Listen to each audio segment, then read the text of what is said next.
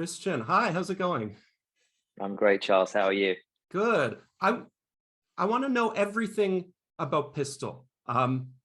Give me give me the entire summary right now. Give me the condensed version, everything about it. Just tell me about Pistol. Oh man, Pistol is such a crazy kind of new ride set in kind of an older era. I think it has a lot of humor, which I don't think people will expect.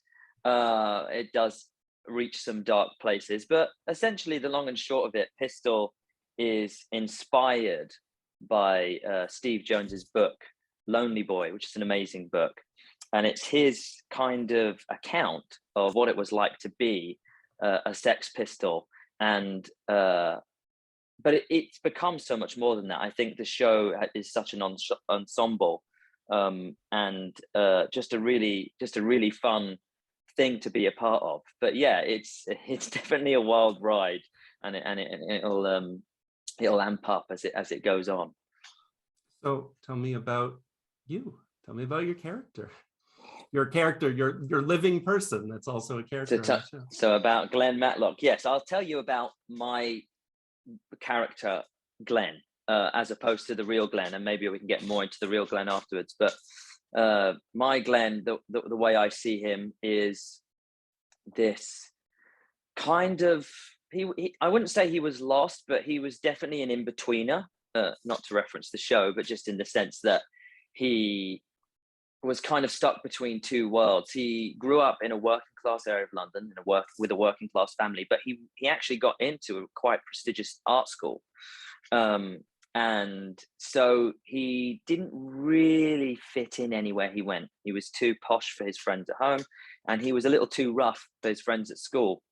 So he developed, I'd say, a little bit of a meeker attitude as a coping mechanism, but there was definitely this urge and this sense to break out of something. And I feel he was a lonely kid. And then he meets Steve Jones and Paul Cook, and is taken on this wild ride and helps to create arguably one of the most rousing rock bands. Well, they invented punk, the originators of punk, some people would argue. And even though his time in that band is cut short, he really does. He makes an impact. So there's a lot of humor with Glenn in the show, but he's also, even though he's picked on, he's a strong character, and that will come through later on. But I had the best time playing him, and feel very connected to him in a way, because I was kind of an in-betweener in school. So I had a few through lines to help me find him. Is it fair to say that music follows you in your career? Definitely fair to say. Yeah, I've been very lucky to play other rock and roll musical icons. I think, as you know, I played Jerry Lee Lewis on Sun Records, which was set in the 50s. Amazing time. I did already play the piano before that one. Didn't play anything like Jerry. I was playing like, Billy Joel, Elton John songs. So that I had to kind of adapt my way of playing. Ironically, Jerry Lee has a crazy bass hand. His left hand was more complicated than his right hand, which really helped inform learning the bass. Never played the bass before this role. But I knew how important the bass was just from playing those Jerry Lee tunes. And so even though it's a different era, it definitely helped. Different country. It definitely helped. And yeah, I learned the bass. I had to learn the bass in 2 weeks, actually. Wow. Which was crazy. Yeah, I had to play catch up. But I had a lot of help. We had a bass teacher. We had a great musical department, Rick and Carl. We had a band camp with the other lads, and I slotted in, and they were all great. And I think it's worth mentioning that any music that you hear in the show from us is all live. So anything that you're hearing is what the crew heard on the day.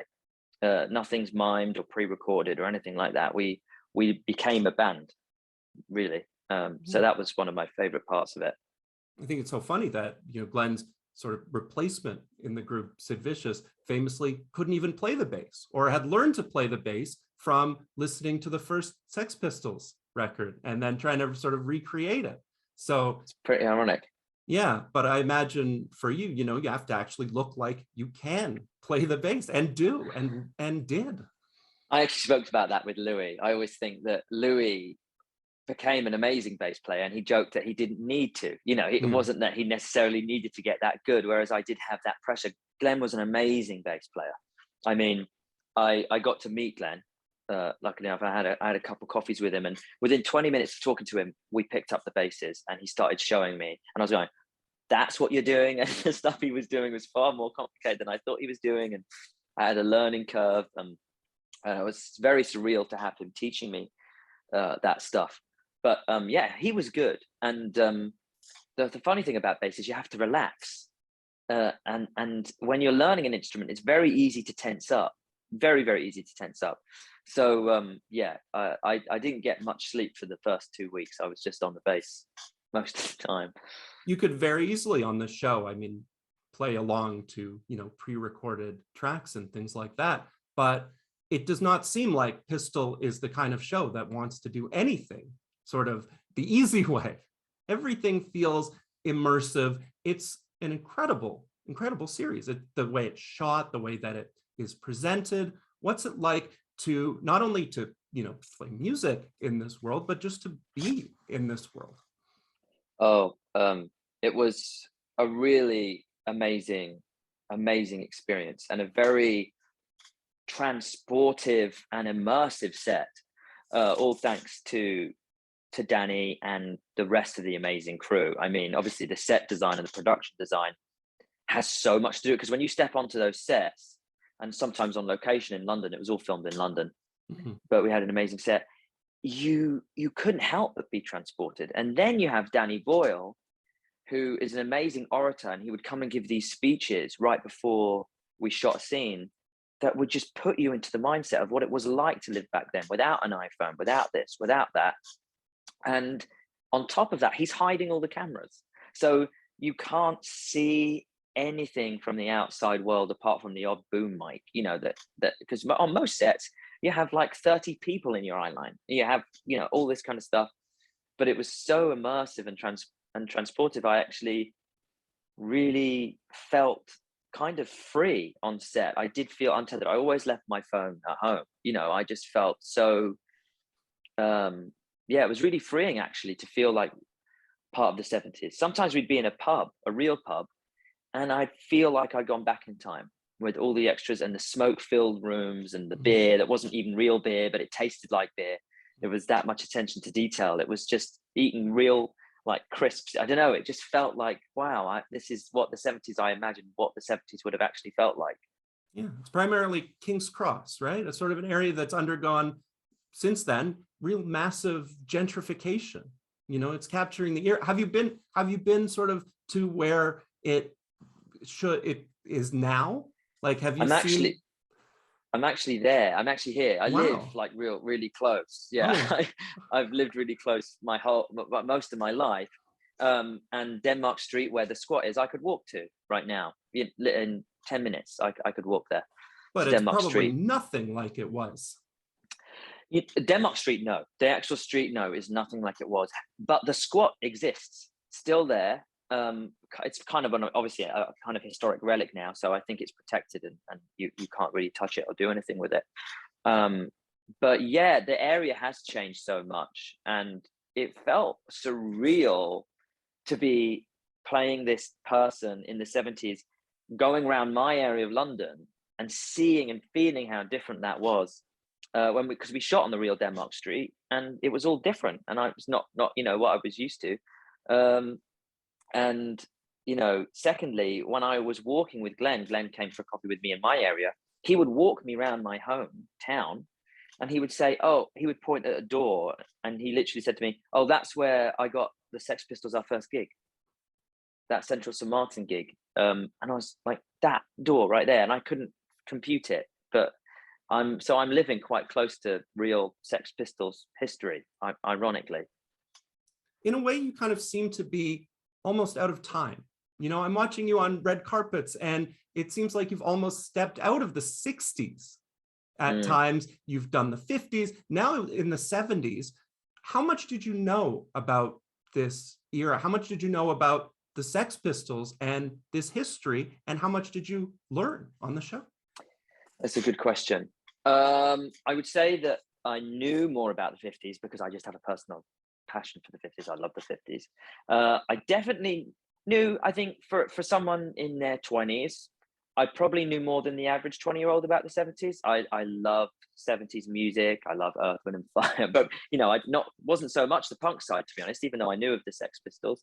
So I did know a fair bit about this, the 70s, but no, I'm ashamed to say I wasn't as aware of how iconic the Pistols were, if I'm honest. I knew of God Save the Queen and Pretty Vacant. I know Anarchy in the UK. Those are the two songs I knew before I auditioned. And I kind of just, I underrated them, to be honest, which I think a lot of people did. I just wasn't aware of their impact. So doing my research, it really astounded me. And it's fair to say I'm a fan now, not even a cliche. Just when you do the research and when you really listen to their tracks, when you learn to play them, it's hard not to be a fan because you hear what goes into them. So yeah, not as much as I'd like to have known before I did the gig, but I know a lot now. So what's it like to recreate it or, create it for the first time on film? Talk about, the guys and, your work as a band, making the band, working together to be the band. It was really fun. It was really, really fun. It was organized chaos. And I felt like we all kind of fell into our roles, our dynamics. Life imitates art a lot of the time. And so there was definitely kind of a healthy, chaotic thing going on. There's a lot of, funny anecdotes from set, but the lads are all amazing. Honestly, I've said this a few times, but I've been lucky enough to work a few times on different sets, and sometimes on this set I felt more like I was filming Jackass than like filming like an FX TV show, because that punk spirit was all around. It was around you the whole time, mainly by the lads behind me. And there was so many pranks that it was hard to relax. It's like I felt like I couldn't take a nap most of the time because there was a lot of, but it helped because when we went on to set, obviously we got more serious, but we had this fun. There was something in the back of our minds. The chemistry stayed there and we had that spirit. We always were Danny made sure we were always very serious when we came on set, and they're all very professional lads. It's not like they were like mucking around during takes, but in between takes, there was a lot of monkey business. Did you happen to know any of them beforehand? No, actually. No, I didn't know any of them. And really pleasantly surprised. Lovely, lovely lads, and amazing casting. Really, really spot on casting. Jacob, mirrored. Jacob, Paul Cook. He's never acted before. It's his first ever job, and it astounds me because most of the people I've known that have seen the show, I've told that to, find it hard to believe he's that good. Very, very natural. I think one of the reasons that may be is that as long as I've been doing this job, I find as an actor, the more the better I get is the less you can do, the better. The more I learn, the less I learn to do, is what I mean. And a lot of first-time actors can do too much. And because he really is coming from a place of no experience, he'll turn up and just say the lines, and there's something really spot on about that. And there's nothing getting in the way. There's no massive process, and there's no, he's just really present and an amazing musician. Whereas on the other hand, Anson Boone, who plays Johnny Rotten, is the complete antithesis of that. He had so many notes and he was so prepared, but it gives an equally great performance. So it was great to see both of how differently they worked side by side and how it worked like in tandem with each other. I was going to say one approach maybe was more punk rock. I don't know if you think of one as definitely. I mean, he had like more of the punk spirit, and I'm a musician. We were both the musicians on set. So if there was any musical questions, they would come to the both of us. But when it came to like 70s music or the punk kind of questions, apart from Danny, we'd go to him. he definitely had. If you to ask me which one of us was the most punk, it would be him. On the show, a lot of it is inspired by Steve's book, and trying to sort of create a history that maybe we're not sure about, filling in the gaps or taking a stab at it. But there's a recreation as well, where you're kind of doing like a shot for shot, maybe, or just like to do it exactly the same way. And that was the Grundy show. I was wondering if you could talk about that and what it was like to film that scene. Oh my God. So we had lots of rehearsals leading up to shooting. And that was one of the scenes that we rehearsed a lot. Because it was a shot for shot recreation, as you just mentioned, Danny was really, really, really adamant that we all did our own work. Like, we went home and we did our homework. There wasn't time for anybody to tell us where our hand moved when, because that's how specific he wanted it. Hands moving in the right place, everything happening at the same time. So we had to go home and do our homework and come to rehearsal ready. But on the other note, which is why I think Danny's such a genius, there have been other recreations, and they never quite caught the spirit. Because if you really, really study someone's movement and you're trying to speak the lines, you're also trying to take the cut from behind you at this point and hand it here whilst you're talking to that guy, there's a soul that's gone, that something's missing. So he was really adamant that once we'd learnt it like a dance routine, to forget about it and subconsciously let your body and muscle memory kind of kick in. Because without the spirit of anarchy, that scene's nothing. Without the spirit of mischief, that scene really has no place to be in the show. So it was a real mixture of complete homework and preparation. And then when you get there on the day, just forget about it and try and let your muscle memory kick in. And there was also a lot of improv before the scene, which helped. There's also another scene. There's a few other recreations, actually. That wasn't the only recreation we did shot for shot. There's a performance we did. It was their first ever TV performance. And it was on a show called So It Goes. And we created that shot for shot. And it was actually the first day of filming for everyone.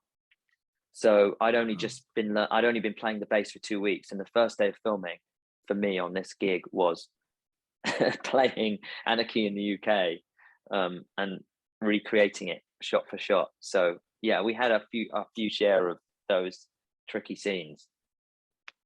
You had 2 premieres for the show. One that you attended in the UK, which looked to be an incredible celebration, and having people who had lived it to be there as well too. What's your experience like of watching this show, of experiencing it as a viewer? Sometimes it can be hard to be an audience member in something that you've been a part of. In this case, it really is not difficult, because Danny is so unique in his use of edits and the stock footage that grounds you and pulls you in and draws you into the 70s, and his punchy kind of style. It's hard not to get drawn in and just be immersed. And it's also such an ensemble that there's many people that I didn't get to work with. There's like I didn't get to see Nancy's performance, and to watch her as an audience member is fantastic. And just to be there and also see the stuff with Sid and the stuff when they go to America and stuff. So yeah, I really loved watching it, and watching it in the premiere on the big screen with an audience was absolutely fantastic. I loved it. To hear an audience hear when they're going to laugh or when they're going to gasp, when they're going to cry. It was lovely to hear and be there for that.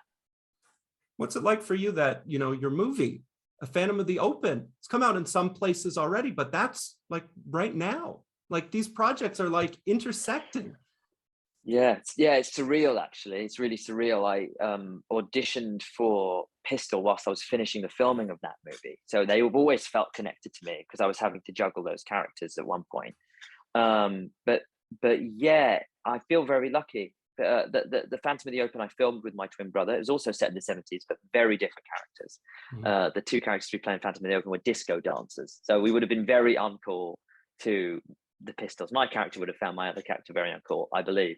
But yeah, really lucky. Phantom of the Opera comes out June 3rd in LA and New York, and then not long after in the rest of the States. So crazy how close these two projects are intersecting each other.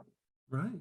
Yeah. Yeah. And I gotta ask you, what's on your playlist right now? What songs are you really into? Ooh, on my playlist. So actually, there's some 70s stuff. I've been listening to a lot of Steely Dan recently. Yeah. So you know, it's obviously a little more musical, but there's just something about their vibe and the great lyricists. Earth, Wind and Fire, I always listen to all the time.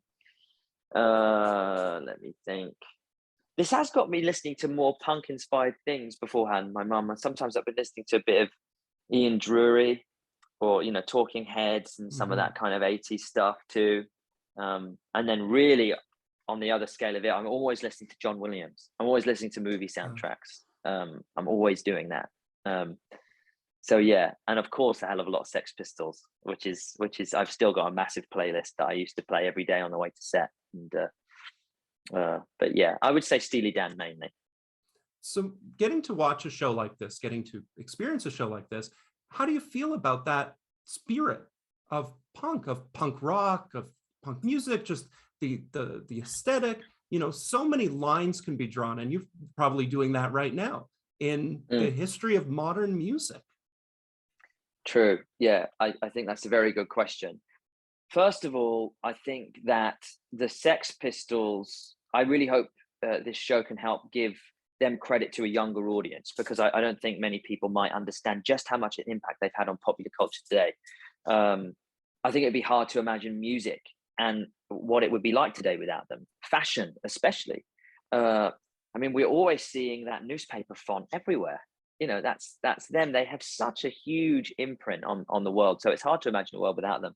Then the spirit of punk, I think, is always and will always be relevant, because I think it really has its roots in being an individual and not being afraid to be truly yourself and not following the crowd, and being able to break the boundaries of the establishment and being told what job you can work in, or what music you should be listening to, what clothes you should be wearing, and just feel like, no, what do I want to do? What do I want to create?